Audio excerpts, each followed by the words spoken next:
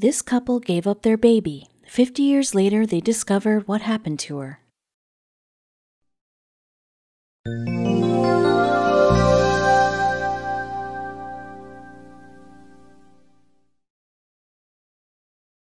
Love isn't easy. It's complicated for everyone. Every couple has their moments of doubt. Each relationship has its ups and downs. But Karen Lehmann and Dennis Vinar's relationship was harder than most. When they first found each other, it seemed as though everything was keeping them apart. But when Karen became pregnant and Dennis proposed, it looked as though their life together would work out. Then, heartbreakingly, the couple was forced to give up their child. They parted from their daughter and from each other for what they thought would be forever. Their lives went on without one another, but life has a funny, unbelievable way of recreating what we lost. After decades, Dennis and Karen finally discovered why they were kept apart and what happened to their baby girl. Who can forget the feeling of falling in love for the first time, usually while overwhelmed by the raging hormones of youth? Young people find love in the most unexpected places, and when they do, they fall head over heels. And teens in 1958 were no different. Like all first loves, Dennis Vinar and Karen Lehmann's relationship was intense and exciting. From Brownton, Minnesota, their tale is the classic love story of two opposites attracting. However, their story would be anything but typical. Dennis Vinar is the classic all-American boy next door. After being held back a year because of a childhood illness, Vinar vowed not to allow anything else to stand in his way. From then on, Vinar's life was filled with hard work and big dreams. His father was a Buick salesman at St. Paul, and it was not uncommon for Dennis to help him in exchange for extra cash. By high school, he had grown into a handsome man and dapper dresser who caught all the ladies' eyes. Being the local football star certainly didn't hurt either. While Vinar was outspoken, Karen Lehmann was quite the opposite. A reserved girl from a small town where everyone knew everyone, she was more concerned with her education than being popular. They did share something in common, however, fantastic work ethics. While Vinar worked for his father and ran football drills, Lehmann was hard at work studying or practicing the clarinet. By the end of her freshman year in high school, Lehmann was already a star clarinet player in the band and on her way to early college acceptance. The two lovebirds would first meet in 1958, when Lehmann was 13 and Vinar was 15. He was quickly drawn to her but didn't immediately act on his feeling. She was young and shy, and he had no desire to scare her. By 1960, however, things changed as Vinar had achieved his sports stardom, and Lehmann had grown into a beautiful musician. By the end of the year, he asked her to go to prom with him through an inscription in her yearbook. She said yes in an instant. All the girls were jealous, she would later say. Today, their young love sounds like something from a high school rom-com.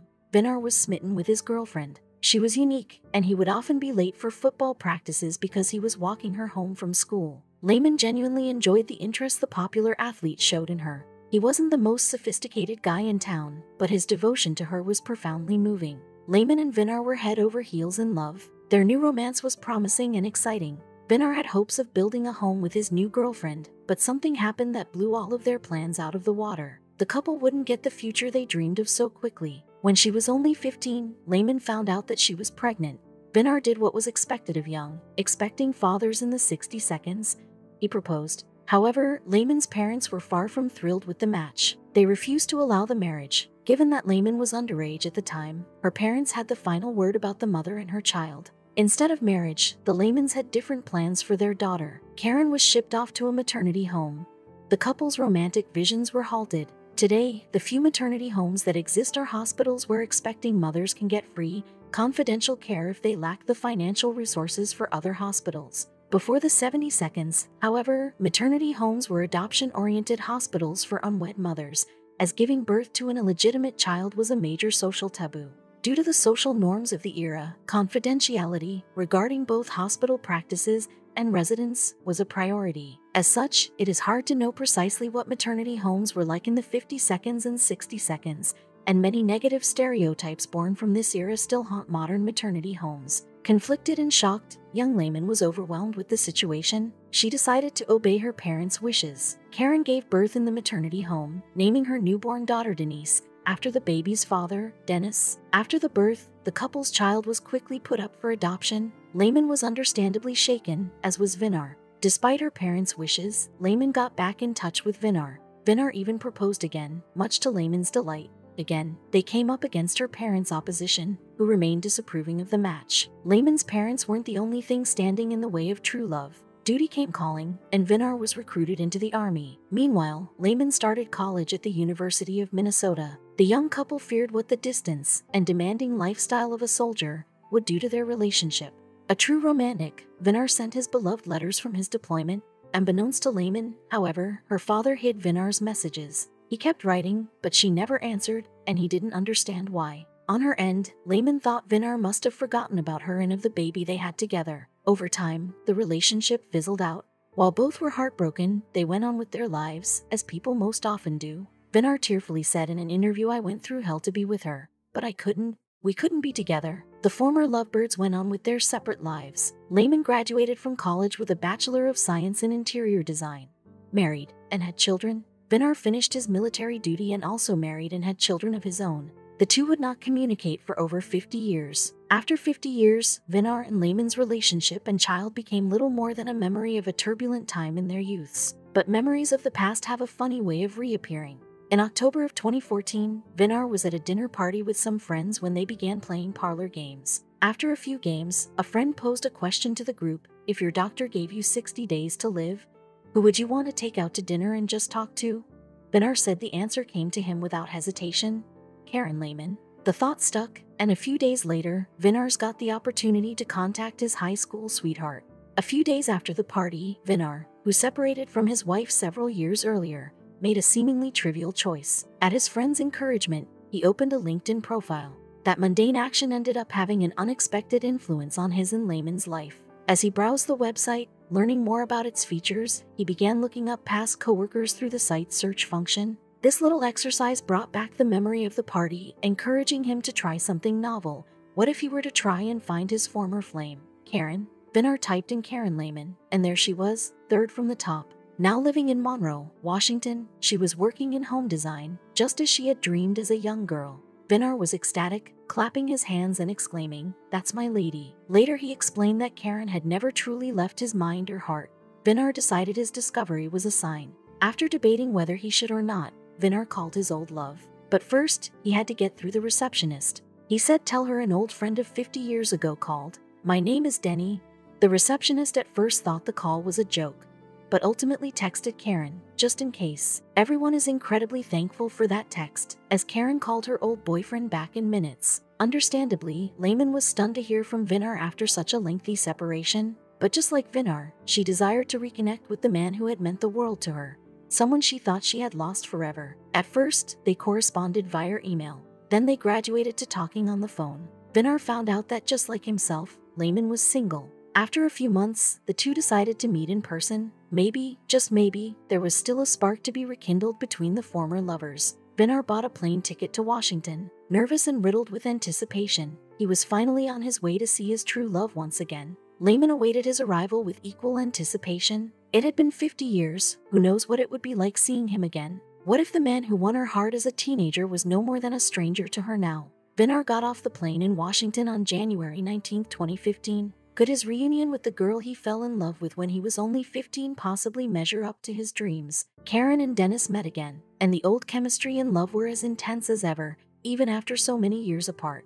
They knew immediately that they were always meant to be together and that they should never part again. Only 2 days after reconnecting, Dennis and Karen fulfilled their decades-old promise to wed. It was wonderful, absolutely wonderful, Vinar said to KIRE11 of their belated wedding day. Lehmann, now Lehmann Vinar, packed her things and went back to Minnesota with her new husband. However, the newlyweds' honeymoon bliss was incomplete. While they got the wedding they yearned for as teenagers, there was something else, someone who should have been part of their new family. It was the child they had put up for adoption all those years ago. They had longed to meet and see their daughter again, but they were unsure whether or not they should look for her. Dennis was convinced their child would be happy to finally meet her biological parents, while Karen was unsure. She feared reuniting would turn their long-lost child's life upside down. Dennis told his wife, "I found you now, and my life will be complete if we find our daughter." Karen was deeply moved and finally convinced. The couple found the adoption agency that Karen's parents turned to back in the 60 seconds. They sent the agency a letter asking them to locate their adopted child and reach out to her. The agency took a while to retrieve all of the necessary documents, but eventually they were able to trace the Vinar's daughter. The Vinar's daughter, Denise, was going by the name Jean Voxland. She was a 56-year-old mother of 3, happily married, and living not far from her newly reunited parents in Kenyon, Minnesota. A brief letter found its way to the Voxland home, saying a family member was looking to get in touch with Jean. Fearing it was some sort of scam, she almost threw the letter away. But her husband, Andrew, had his doubts. He decided to do some detective work and found out the message really did come from the adoption agency. Jean chose to answer and was shocked to discover the ones looking for her were her birth parents. After receiving her parents' letter, Jean Voxland spoke with the adoption agency and set up a meeting. Jean had actually considered looking for her birth parents in the past,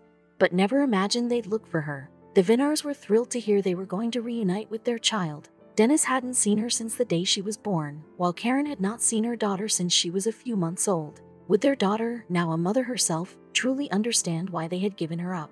Only a face-to-face meeting in the Lutheran Social Services office would tell. It was late May of 2016 by the time they were all ready to meet in the offices of Lutheran Social Services in St. Paul, Minnesota, along with an assigned caseworker. Understandably, everyone was very nervous on the morning of the reunion. After all, they had not seen each other since Jean was a child. In the end, when they finally met, Karen quickly learned she had been worrying about nothing. While Jean, Karen, and Dennis were all incredibly shaken, it was out of pure emotional joy. After all these years, their family was finally reunited. But that first meeting was just the beginning.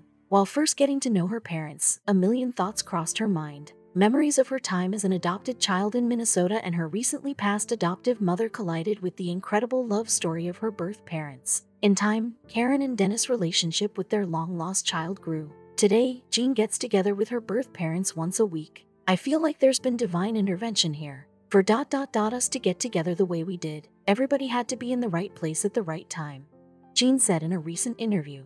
The Lehmanns and the Vinars quickly came together to form one large family. Between Karen's son, Dennis' 3 children from previous relationships, Jean, her husband, and their 3 children, it has become quite the clan. But their reunion was not complete yet, as they decided to become more than a family. Just a year after reuniting, the group formed a company, Vinar Companies, and now all work together as furniture and lighting manufacturers. Meanwhile, the unique story of the Lehmann-Vinar Voxland family was starting to take on a life of its own. After Jean met her birth parents for the first time, she was overwhelmed with emotion. To help process her feelings, she followed her husband's advice and began to write down her thoughts and emotions on the matter. As the relationship deepened and she learned more about her parents' history, she started writing down their story as well. The story of the child and her parents was too incredible to be ignored. The Voxlands and the Lehmann-Vinar's friends and colleagues were all shocked by the magnitude of their story. The one most enthralled by the story, as both an observer and key player, was Jean's husband, Andrew. And while reading his wife's stories, he had an idea. Andrew Voxland quickly realized that Jean, Karen, and Dennis' story was not just a personal one, but a universal story of love and perseverance that should be told. With this in mind, he started helping Jean arrange and edit her diaries, with hopes of turning them into a book. Soon, Jean encouraged her parents to participate in the writing process and tell their life stories. How did it feel to be torn apart as young parents? What was it like to be reunited with their child after all those years? You can find the book that chronicles their incredible story, How Did You Find Me? After All These Years, a family memoir, on Amazon. Since the publication of How Did You Find Me in 2017, the Vinars became quite the superstars. Their story has crisscrossed the world, and so have they. Dennis and Karen have traveled all over the United States, going to bookstores and libraries telling their story, and signing copies of How Did You Find Me? Dennis and Karen Vinar's book is proof that love never dies, said one librarian who organized an event. Back in the 50s, neither one of them could have ever imagined that someone would one day want their autograph. While Karen and Dennis might not have expected their fame, Jean was not surprised. It is a good story, and it is a true story, she said. Meanwhile, since publishing the book, the Vinar Voxland family has grown. We now have 5 children, 9 grandchildren, and 5 great-grandchildren, Karen said in a recent interview with the Everett, Washington Herald. The family loves that their incredible story is forever cemented in their book. Not only has it allowed them to share their history with the world, but it allows them to pass on this piece of history from generation to generation.